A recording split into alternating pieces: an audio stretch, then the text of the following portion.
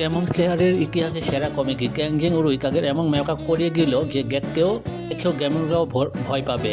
উদ্দেশ্য মেয়ে সেজে শহরে ঢুকে গেমনের খোঁজ করা। কাঞ্জিরো নাম দেওয়া হলো সুমিকো, কিহারাই মায়া থাকায় কাকে সহজে কিনে নিল। কিকো হাউজ, সুমিকো দেখতে যেমনই হোক কাজে খুব পটু।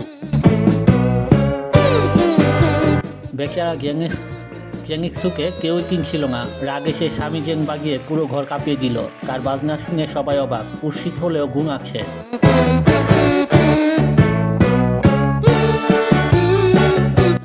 ইনোস্কের মেকআপ মুসকে বের হলো এক বিশ্বসুন্দরী, নাম ইনোকো। কিন্তু সমস্যা একটাই, কারণ গলার আওয়াজ ছেলেদের মতো, তাই ক্যাংজেন তাকে বোবা সেজে থাকতে বলল।